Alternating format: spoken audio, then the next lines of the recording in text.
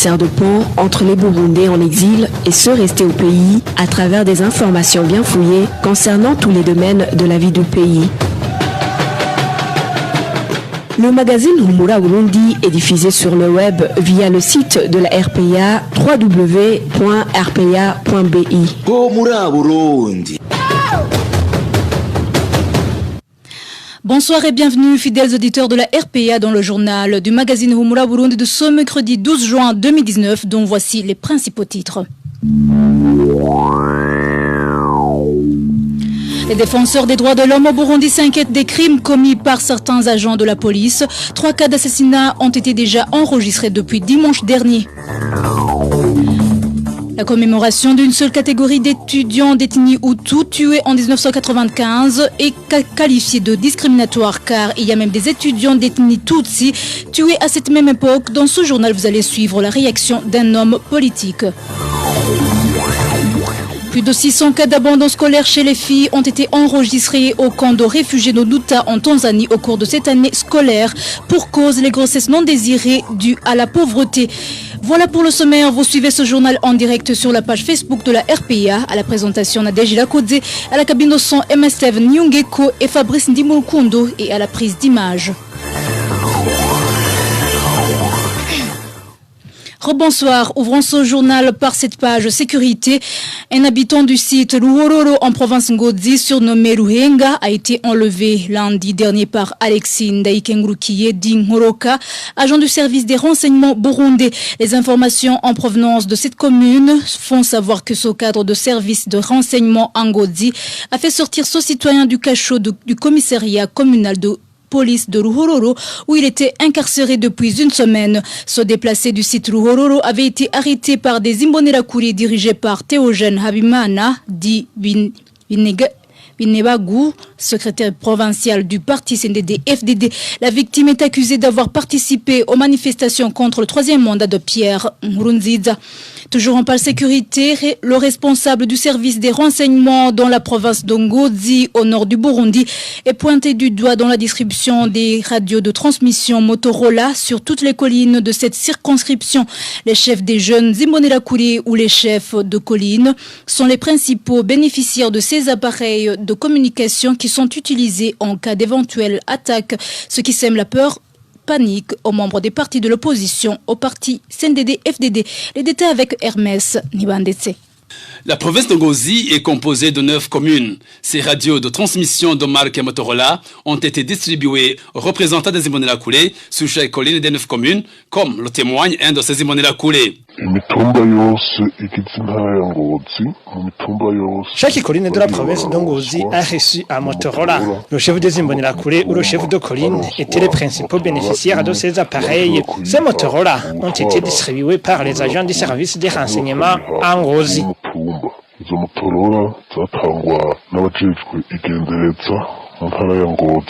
Nos sources au sein du CNDD-FDD en Ngozi précisent que ces radios de transmission ont été distribuées pour faciliter la communication en cas d'attaque.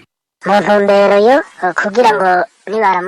cas d'attaque, il leur a été demandé d'utiliser ces Motorola pour communiquer, moyen qu'ils estiment meilleur pour cette tâche.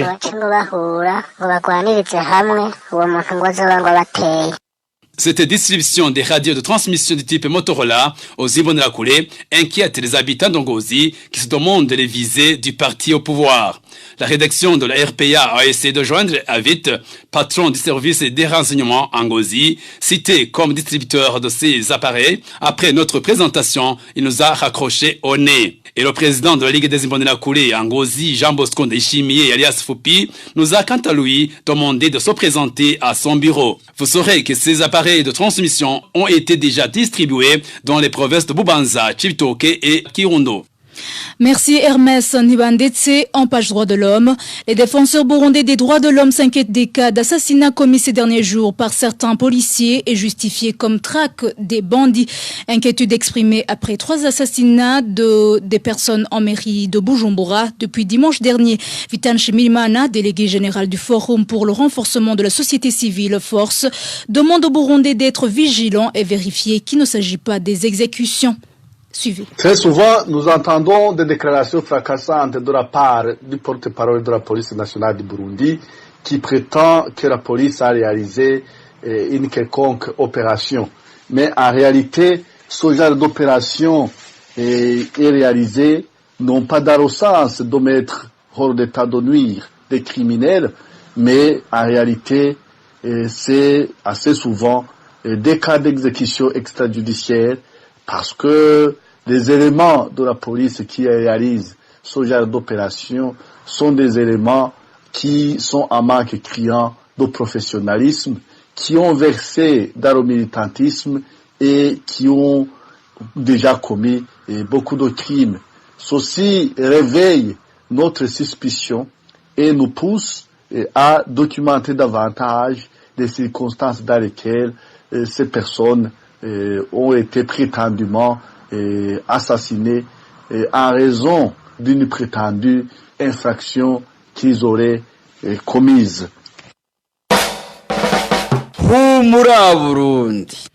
À présent, page politique, il n'était pas mauvais de commémorer ou de construire un monument pour les étudiants d'ethnie Hutu tués à l'université du Burundi en 1995. Ce qui est frustrant et paradoxal est le fait de ne pas se soucier des autres étudiants de l'ethnie Tutsi tués également à cette époque, regrette Charles Nditije, président du parti UPRONA, non reconnu par Gitega. Suivez. Que les autorités de l'université du Burundi organisent une messe requiem à la mémoire des étudiants Hutus massacrés dans la nuit du 11 au 12 juin 1995, c'est appréciable. Que les érigent même un monument local à leur mémoire ne devrait, de mon point de vue, offusquer personne. Par contre, ce que je déplore fortement, c'est que ces autorités ne se sont souvenues que des uns en oubliant sciemment les autres qui ont été également tués dans les enceintes de l'université du Burundi à cette même époque. Je dirais donc que c'est une mémoire discriminative, sélective, donc qui n'est pas constructive, qui n'est pas réparatrice. Je dis ça parce que, en guise de représailles, semble-t-il, dit-on, il y a eu une attaque au campus Kiriri qui a été perpétrée le 22 juillet 1995, qui a fait 6 morts, dont des étudiants et un cuisinier. Et dans la foulée, il y a eu aussi l'assassinat du directeur de la recherche qui a été assassiné en pleine journée au rectorat. Il y a eu également un régent qui travaillait au la régie des œuvres universitaires, qui s'appelait Naïgobé Adrien, qui était d'ailleurs un petit frère à moi, qui a été également tué par les étudiants, qui a été enterré puis déterré au campus Kirili. Et nous avons trouvé son corps d'ailleurs très tard après l'enterrement des étudiants tout massacrés. C'était Charles Nditije, président du parti UPRONA, non reconnu par Gitega. Les terres n'ont pas été retirées à la société Lugofam au profit de l'État, mais plutôt au profit d'une poignée de gens. Propos du vice-président du parti Sawanya Frodebu, une réaction consécutive à la tension signalée entre les anciens locataires des dites terres et les nouveaux qui sont envoyés par des autorités administratives de la province Chibitoke et du parti au pouvoir qui se sont attribués ces terres pourtant annoncées comme récupérées par l'État. Suivez Léonce Ngendakumana. Aujourd'hui, on voit qu'au niveau de l'État, il y a une famille d'individus qui en a fait un faux de commerce. Ça veut dire qu'ils exproprient ces terres gouvernementales et même aux citoyens pour les mettre à leur compte, viabiliser ces terres et les vendre. Ça devient du commerce. Il faut avec ça du commerce. Pour Léonce Ngendakumana, les litiges fonciers devraient être traités avec délicatesse, sinon ils risquent de causer une crise dans tout le pays. Encore une fois, le vice-président du Sawanya Frodebu. Est-ce qu'il faut demander au gouvernement de s'occuper très sérieusement de la question? Je dois vous dire que ce qui se passe à Rugombo va certainement créer une grave crise dans la mesure où il n'y a pas aujourd'hui de planification, il n'y a pas de programmation de gestion de cette question des terres. Léonce Ngendakumana s'est entretenu avec Vicky Chris Nineretse. Toujours en page politique, après l'injonction ce mardi du président du parti CNDD-FDD en commune Mutimboudzi de la province Bujumbura, Élisée Nindorera, aux Imbonerakure, est démobilisé d'accentuer la chasse à l'homme contre les membres du parti CNL. La rédaction de la RPA a voulu savoir la réaction des leaders de ce parti par rapport à cette menace. Néanmoins, ni Agathon Rwasa, le président de ce parti, ni Terence Manirambona, le porte-parole du parti, personne d'entre eux n'a décroché son téléphone. Cela étant, dimanche dernier, lors de l'ouverture de la permanence de son parti en commune Lugombo de la province Chibitoke, le député Agathon Rwasa a conseillé à ses adeptes plutôt de se confier à la justice chaque fois qu'ils seront lésés ou menacés. Quant à lui, il précise qu'il n'a aucune compétence devant la police judiciaire, encore moins devant la justice. Suivez plutôt Agathon Rwasa. Il est repris en français par Janvier Ninina Hazgwe.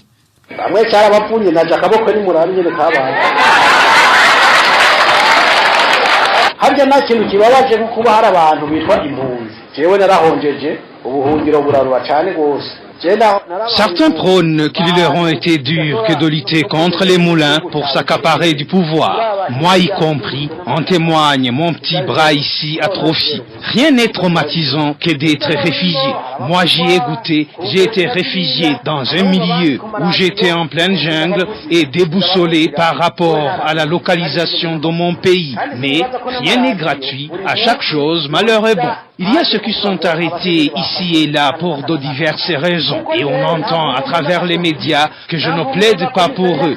Comment plaider pour eux alors que je ne suis pas journaliste et je n'ai même pas une station de diffusion? De surcroît, je ne crois pas que même les radios réservent à chaque instant une page consacrée à énumérer les CNL qui ont été arrêtés. Moi je n'ai pas les clés des cachots, je n'ai non plus les clés dans quelconque commissariat, encore moins, je n'ai aucune injonction à faire à un commissaire qui que ce soit. Tout simplement, si une fois tu te sens lésé, ne t'attends pas à ce que je le dénonce sur les ondes des médias, mais il faut plutôt te confier à la justice. Et il reviendra à cette dernière de peser le pour et le contre. Ou encore, vous avez peur d'être repéré et en être la cible. On ne va pas vous en vouloir pour ça. Toutefois, il faut que nous soyons conscients qu'éventuellement nous sommes tous exposés à de difficultés, mais que ces difficultés ne sont pas éternelles. Icyo nosaba nuko abantu twumva yuko dushobora kugira ingorane mu gihe kanaka mugabo kandi ko ingorane zishobora guhera. C'était Agathon Rwasa, président du parti CNL. Et en page gouvernance, les conséquences de l'insuffisance de véhicules de transport en commun qui se manifestent depuis un certain temps dans la municipalité de Bujumbura affectent les finances des familles. Certains fonctionnaires de l'État et privés ne sont plus capables de couvrir le déplacement mensuel avec les montants qu'ils utilisaient normalement. Actuellement, ils se retrouvent contraints de se déplacer avec des moyens de transport plus chers que les bus. Le point avec Inosa Valentin Singiranghabo. Le déplacement par transport en commun en mairie de Bujumbura devient de plus en plus du casse-tête, surtout les heures de pointe. Les fonctionnaires qui ont la chance d'arriver au service le matin sans retard n'ont forcément pas la même chance pour pouvoir rentrer tôt. Ils passent de longues heures en attente sur des files et la police finit par les disperser, les obligeant de quitter ces parkings les heures avancées de la nuit. Face à cette situation, ceux qui prévoyaient rentrer par bus de 400 francs burundais se retrouvent obligés de payer un taxi de 1000 francs burundais. Vers 22h, les policiers viennent nous chasser, nous obligeant de quitter les lieux. Le prix du taxi est de 1000 francs burundais. Ceux qui prennent la direction Musaga payent 1000 francs par personne. Ceux de quartier Kanyosha, Chibitoki, Mutakura et Kamenge payent également 1000 francs burundais par tête. Nous constituons un groupe de 5 pour un taxi de type Probox. Ces usagers de transport en commun affirment que ces dépenses imprévues affectent les budgets familiaux. Nous sommes plongés dans la pauvreté à cause du transport en commun. Essayez vraiment de comprendre que nous sommes malheureux. Sur 25 jours ouvrables, nous faisions une économie d'au moins 800 francs burundais par jour. Mais actuellement, c'est carrément impossible car des fois, nous rentrons en taxi.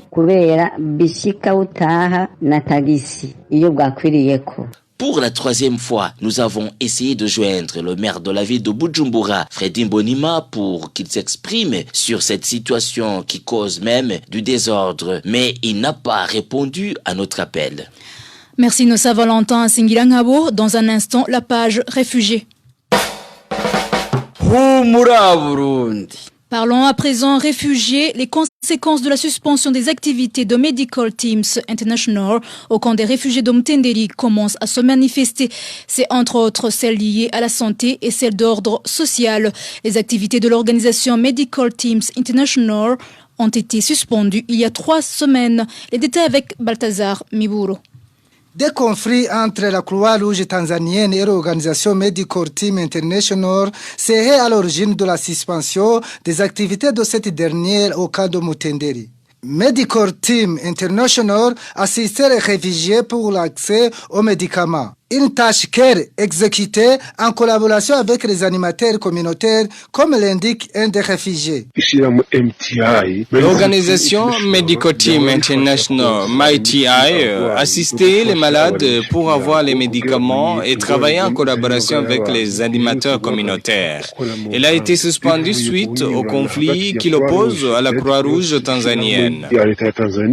Les conséquences de cette suspension se font sentir déjà. C'est entre autres le manque de médicaments, la prolifération des maladies diarrhétiques et les incertitudes chez les animateurs communautaires dont les contrats risquent d'être rompus.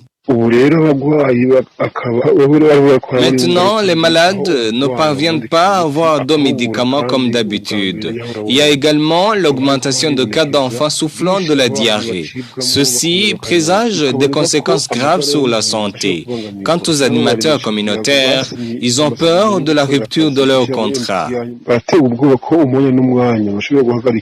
Les réfugiés du camp de Mutenderi demandent le règlement rapide de ces conflits dans le souci de préserver l'intérêt de la santé déjà fragile des réfugiés. Nous demandons à CR et à toutes ces organisations de ne pas jouer avec la santé des réfugiés, des gens dans la précarité. Les responsables du camp et les représentants des réfugiés confirment la suspension des activités de Medical Team International et craignent pour la santé des réfugiés. Si Balthazar Miburo, dernier dossier de ce journal, taux d'abandon scolaire élevé chez les filles réfugiées du camp de Nduta en Tanzanie. Pour cette année scolaire en cours 2018-2019, plus de 600 cas d'abandon sont déjà enregistrés pour cause des grossesses non désirées dues à la pauvreté dans ce camp de réfugiés. Le point avec Marie-Ange Ilakodze. En cette période que les élèves réfugiés burundais du camp de Nduta se préparent pour les examens de fin de l'année de 2018-2019, il s'observe beaucoup de cas des abandons scolaires, comme le témoigne cet élève. Il y a certains élèves qui ont abandonné des classes à cause des grossesses non désirées. Il y a beaucoup de cas d'abandon scolaire à cause de la pauvreté. Beaucoup laissent les cours, surtout les filles. Ici, on a de différents problèmes. Il y a celles qui sont venues seules. Ici, à Nduta, il y a des orphelines et trouvent des personnes qui leur trompent avec peu de sous. C'est à ce moment qu'il y a des grossesses non désirées et d'autres font des mariages précoces. Le nombre de grossesses non désirées a augmenté dans ce camp de Nduta, comme l'indique notre source à Nduta. Il y avait 2 filles et un garçon. Une fille qui était enceinte et une autre avait fait un mariage précoce. La fille prégnante étudiait en section scientifique en seconde et l'autre qui a fait le mariage précoce, elle aussi fréquentait la section pédagogique en seconde. Elles sont trompées par des gens riches. Aussi, leurs enseignants sont coupables. Ces élèves qui abandonnent des cours sans le vouloir rencontrent beaucoup de difficultés. La première conséquence, c'est l'abandon scolaire. Deuxièmement, c'est ce problème de mariage précoce. Troisièmement, elle ne trouve pas de quoi nourrir l'enfant qui naît en ces circonstances. Et enfin, elle regrette toute sa vie de ne pas terminer ses études. Nous ne sommes contentes de faire l'examen nous seuls. Nous ne sommes pas complètes. Nous demandons aux différentes associations chargées de l'éducation qu'elles assistent dans des différents secteurs professeurs féminins. Ces élèves demandent que leurs droits soient respectés, qu'il y ait des écoles techniques pour que ces filles qui ont eu des problèmes d'abandon puissent continuer leurs études. Merci à toi Marie-Ange Irakodze. Et voilà, c'est ici que nous clôturons le journal de ce mercredi 12 juin 2019. Merci de nous avoir suivis. Merci à toute l'équipe rédactionnelle ainsi qu'à l'équipe technique. À la présentation, vous étiez avec Nadège Irakodze. Une très bonne soirée chez vous.